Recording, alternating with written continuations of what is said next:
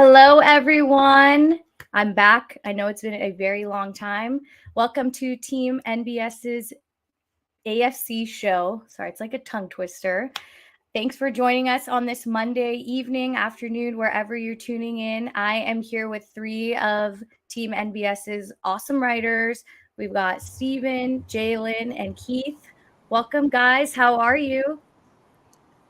I'm good. How are you? Great. Doing Good. well. It's almost football season. Yeah, I can't believe how Can't wait. close we are. Two So more Keith weeks. covers the Broncos. We've got Steve doing the Patriots, and Jalen covers the Cincinnati Bengals. And let's just kick it off with what the three of you are most looking forward to for the season from the AFC. I'm going to start with Jalen. Okay, so number one, since I cover the Bengals, I'm definitely looking forward to our new additions on both sides of the ball. I really liked some of our draft picks that we got. Honestly, I think some of our players, I think we got a lot better in the back end of our defense and some players in the offense as well, especially on the offensive line. And then also outside of the Bengals, I'm also looking forward to the Jacksonville Jaguars. Really, Trevor Lawrence, to be honest, how he's gonna look with Calvin Ridley. Can Calvin Ridley be a legit number one receiver for Trevor Lawrence and the Jacksonville Jaguars? I'm really looking forward to just seeing how that will turn out. So, yeah. I think everyone's excited for Jacksonville. Oh, yeah. All right, Keith, what about you? Is this the year that someone can finally dethrone the Chiefs? At least in the AFC. They haven't won every Super Bowl they've been to. The Bengals did beat them once in the AFC Championship, but they've been in the AFC Championship, 4 out of the last 5 years? 5 years, something like that. Their defense is going to suffer if they can't come to a deal with Chris Jones, but their offense isn't going to lose the step whatsoever. Because we expected it to last year, it didn't. I don't expect it to this year either. Really, I think it's on the Bengals to do the near impossible, which is beat Pat Mahomes twice in the playoffs. No one's been able to do that yet. So I'm looking forward to that. And then in Baltimore, you got Lamar Jackson now, who has a lot of good receivers. So is this a season that they can make a real playoff push? I mean, look at who they have at receiver. You got Odell Beckham Jr., Rashad Bateman, Zay Flowers, Devin Duvernay, Nelson Aguilar. They also added Melvin Gordon. They have J.K. Dobbins, Gus Edwards. So there's not a lack of talent on that team anymore. So there's no more excuses at this point. Either he's going to move forward in the playoffs or he's not.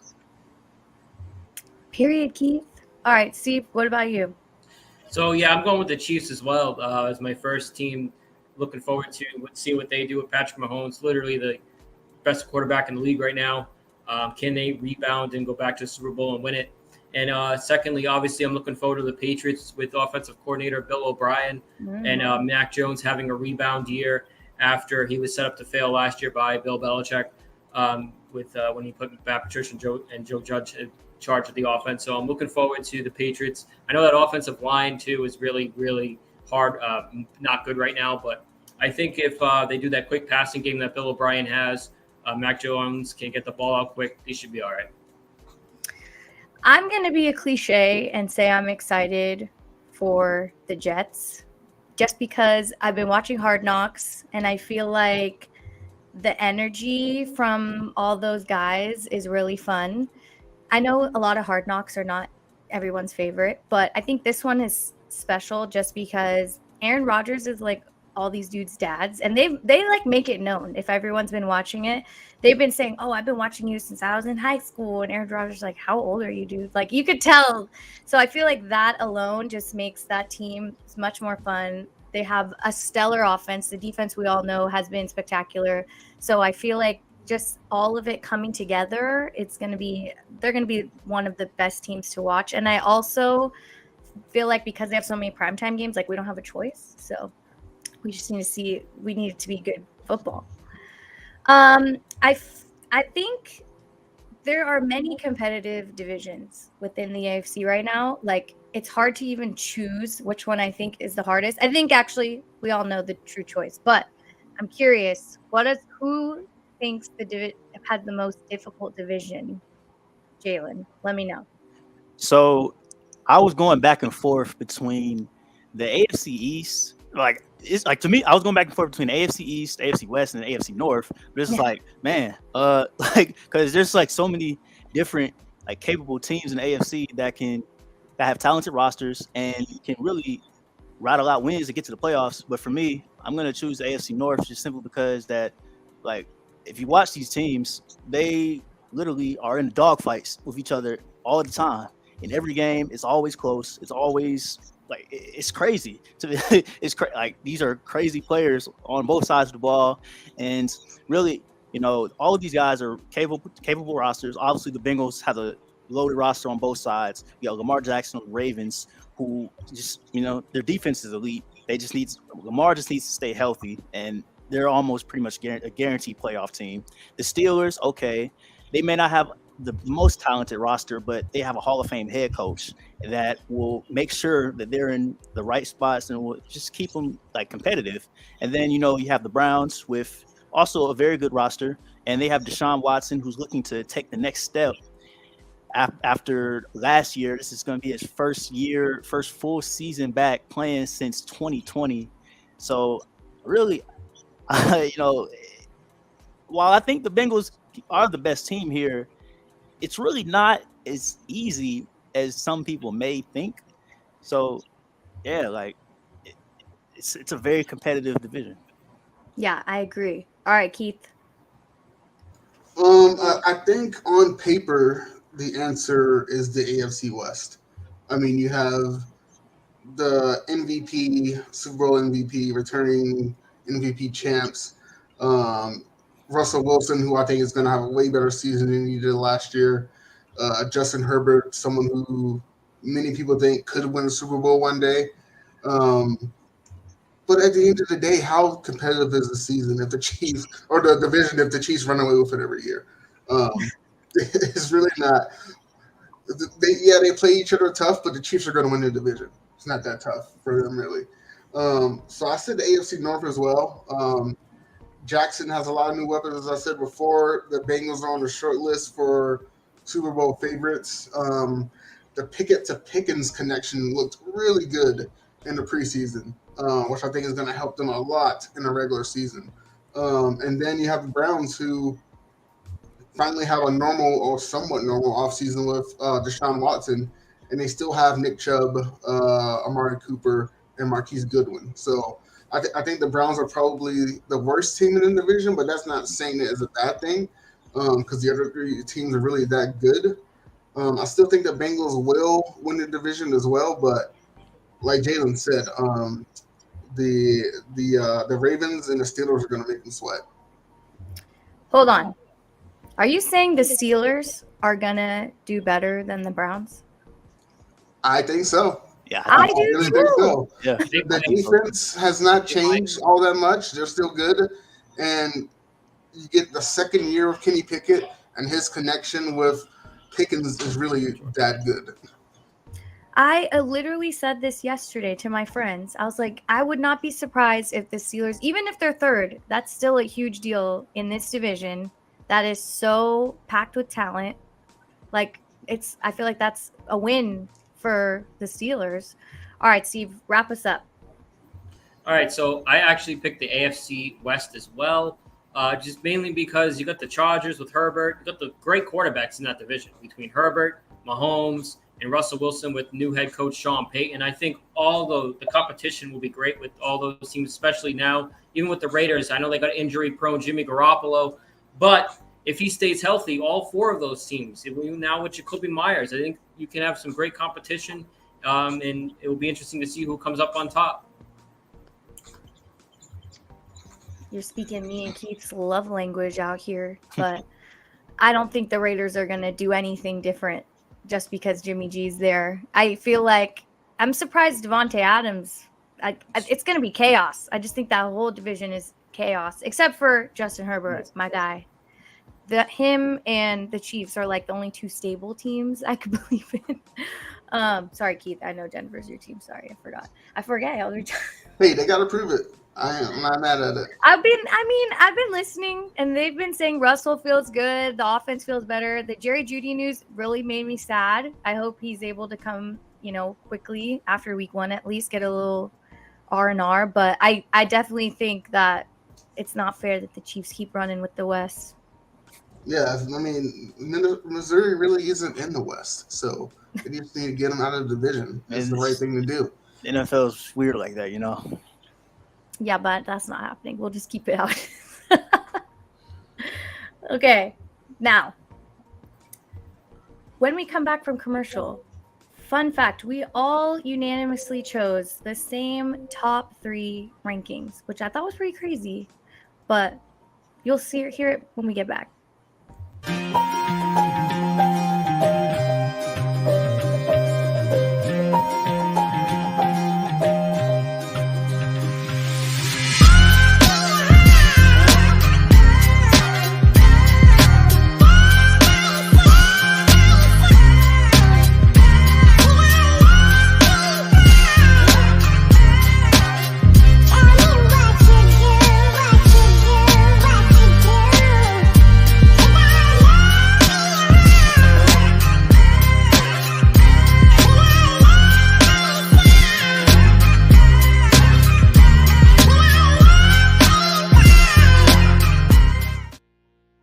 Hello, everyone. Thanks for tuning in to the AFC Preview Show here on Team NVS Media. I am Ashmere Prasad.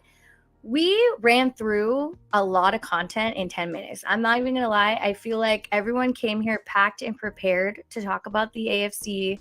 And I'm going to slow it down a little, and we're all going to explain why we did not pick the New York Jets to be in our top 3. And if you're curious, the top 3 was Chiefs, Bengals, Bills.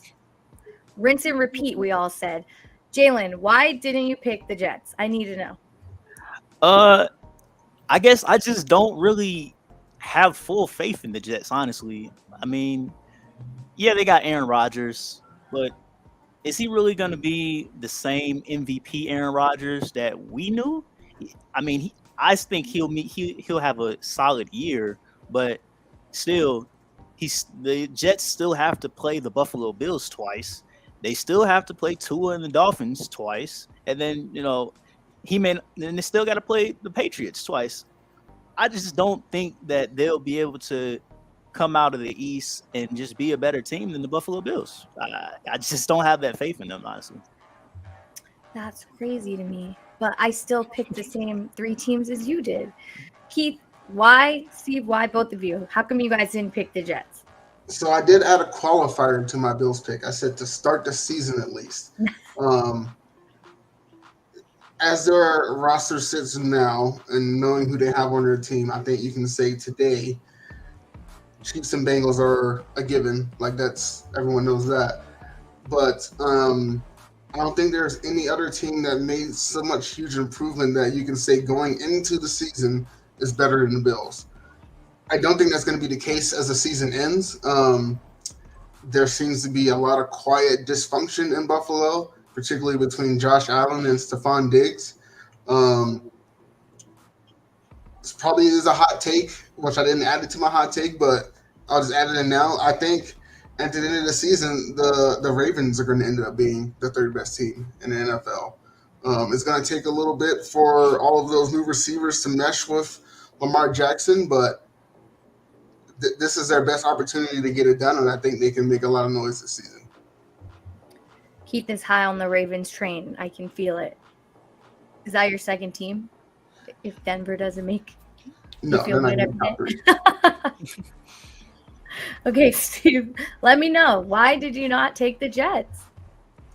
Because I don't trust Aaron Rodgers. I mean, he's already pulled a hamstring. The pads barely just came on, and he's already hurt. I just don't trust him. He kind of quits. He's not like when Brady went to Tampa and he brought that winning style. Aaron really doesn't bring that because he didn't have that in Green Bay, really. He had that one Super Bowl. But other than that, he doesn't really have that winning style that Brady had, that drive to win. He kind of quits a lot. And I feel like if the Jets fall off, if they lose a couple of games, I feel like that Aaron Rodgers will say, okay, whatever, I quit. You know what I mean? I don't think he'll give his all like Brady did when he went to Tampa. This squad is the anti-Aaron Rodgers fan club. I will remember that. You have been in the chat in a while. Yeah, I'm still trying to like every time I see Aaron Rodgers in the Jets, I just can't like unsee Brett Favre with the Jets. I don't know. It's just exactly. That's exactly what it is. I will say this about Aaron Rodgers: he Minnesota, will go down as one of the 10 best quarterbacks to ever play in the NFL. No doubt. That being said, he's only won one NFC championship and lost every other NFC championship game he's been in. There's other factors to that. The team hasn't always been that great, but there's a lot of quarterbacks who've been on teams that haven't been that great and still were able to push that team over the hump, and that's something that he's never been able to do. Nope. Man. Okay. We're going to see week 6. We should do a mid-season recap and see how we're all feeling there because I'm curious. Now, there has been so many changes on teams, coaching staff, etc. I would love to hear your guys's people in the hot seat, okay? Players and coaches, and just how you think they're going to adjust for this season. Steve? All right, so I'm going to obviously go with the coach on the hot seat, Bill Belichick. Since 2020, Robert Kraft has taken power away from him little by little with being more collaborative in the draft. Robert Kraft drafted Mac Jones in 2021. That was an ownership pick. That was not Bill Belichick because they went 7-9 the previous year with Cam Newton while Brady won the Super Bowl. Kraft let Bill hand Patricia and Judge the keys to the offense in 2022, only for it to backfire and mess up Mac Jones. Kraft then goes out and hires Bill O'Brien as the offensive coordinator.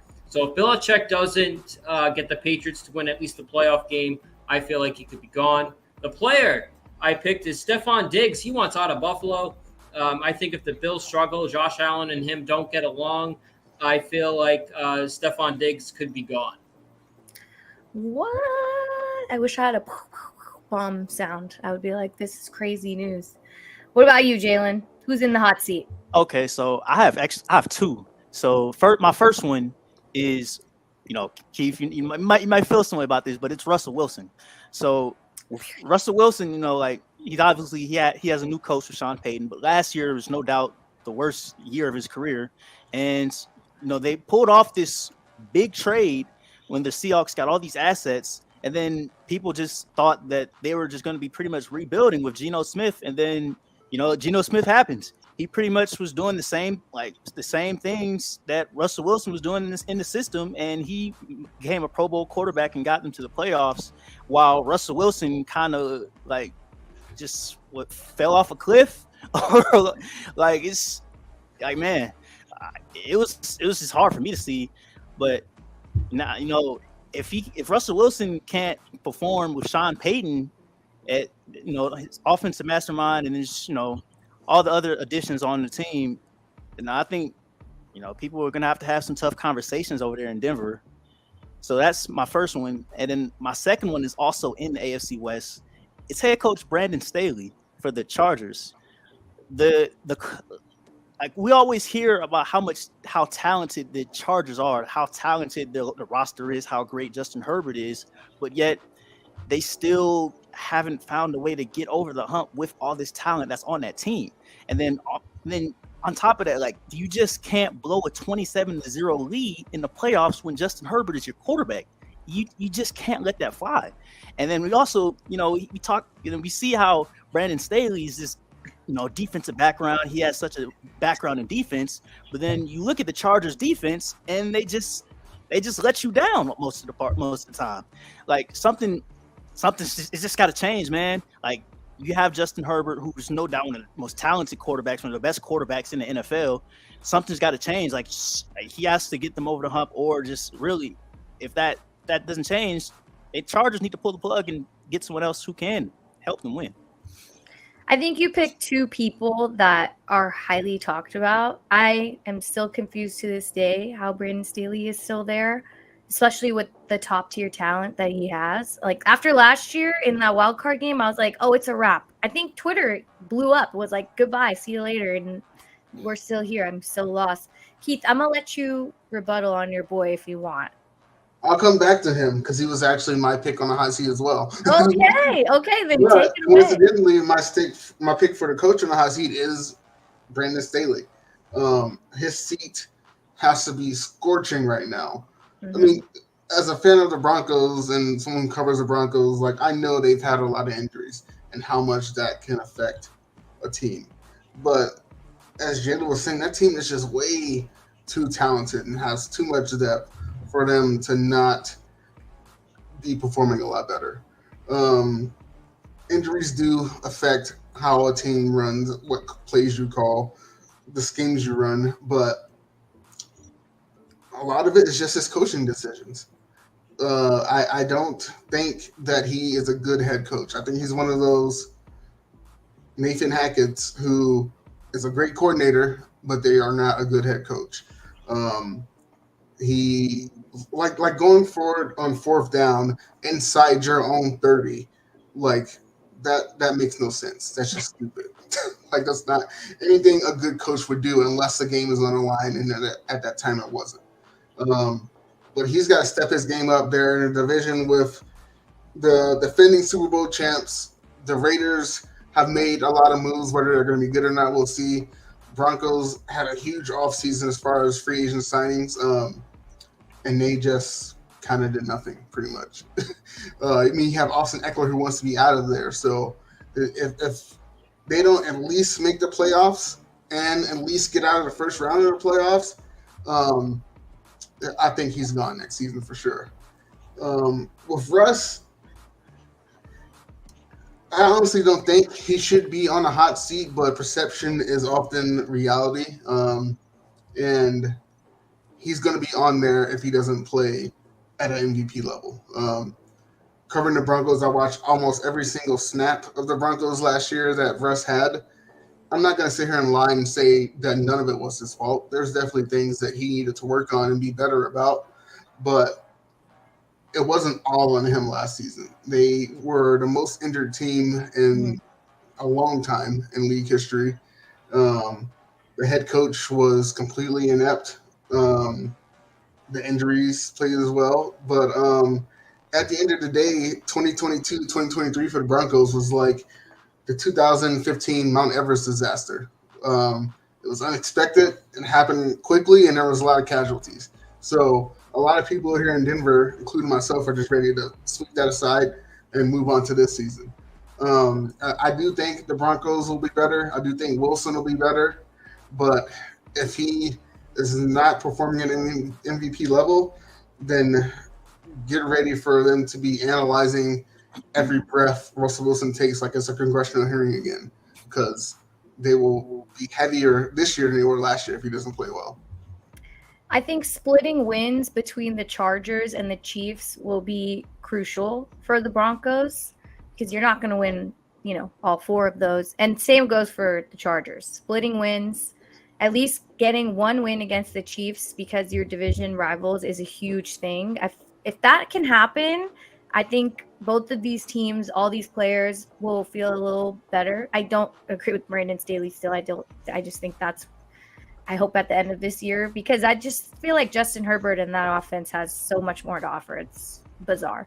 But to wrap it up, we've got some hot takes, and I'm going to save mine for last, but I think they're aligned with the hot seat. But if yours is different, let me know. Steve, is your hot take different than the hot seat?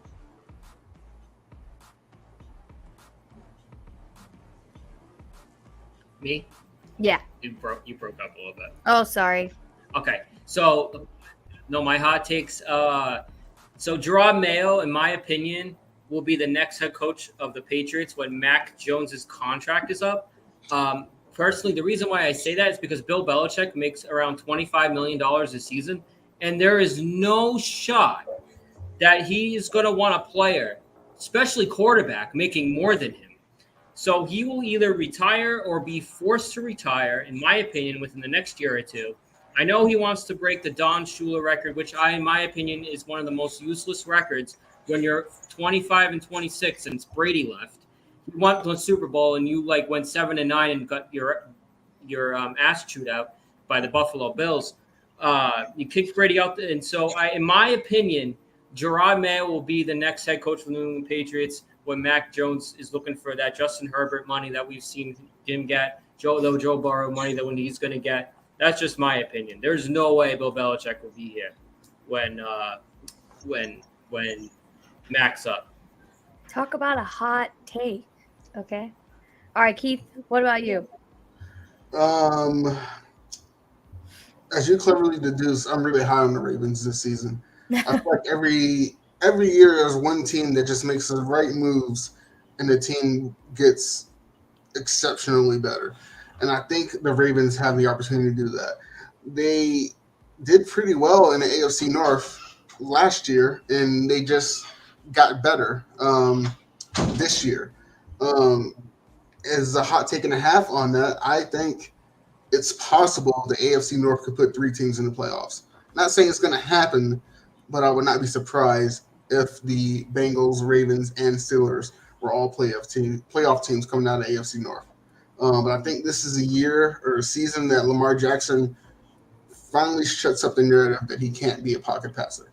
Now that he has the weapons, I think he's going to prove how good of a passer he is, and I think that's going to take them to the AFC Championship.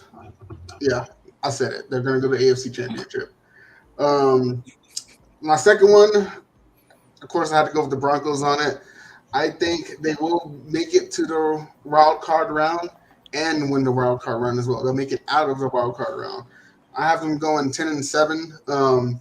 If you look at the games they lost last year, 10 of their losses were by 1 possession. There's at least 4 or 5 of those games they would have won with proper coaching and less injuries.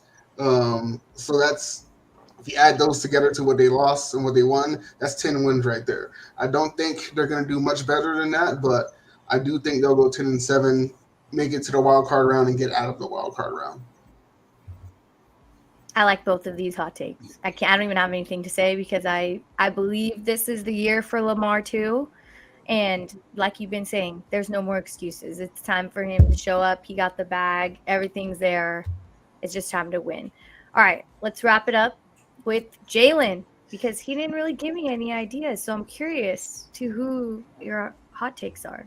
Hey, Keith, I'm glad you said your part about the Ravens because if I would have said it, I'd probably be excommunicated by the Bengals fan base because, man, I don't know about AFC Championship, but I do expect Lamar to have a big bounce back year, and I definitely can see the AFC North putting up 3 teams in the playoffs as well.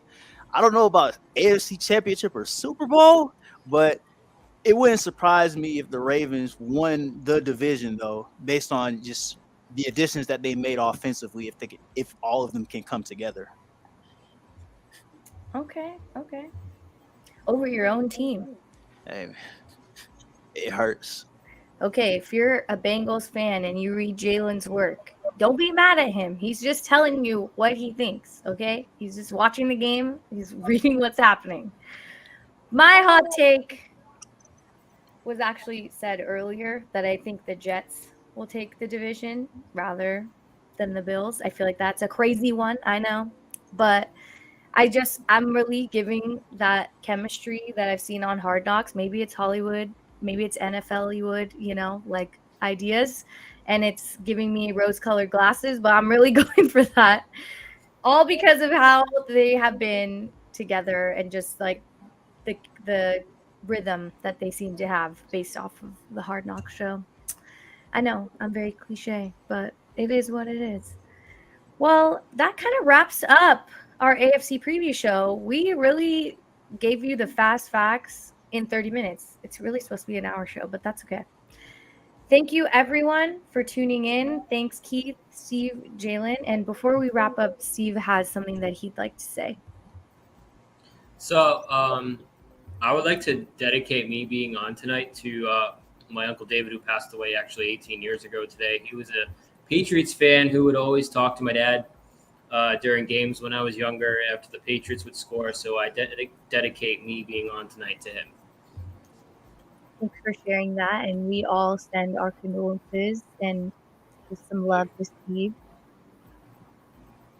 For everyone watching Team NBA, thank you for tuning in. Enjoy the rest of your Monday. We will see you week 1 for Moving the Chains. I'll be back hosting that weekly podcast. And can't wait for football season. Thanks for tuning in, everyone.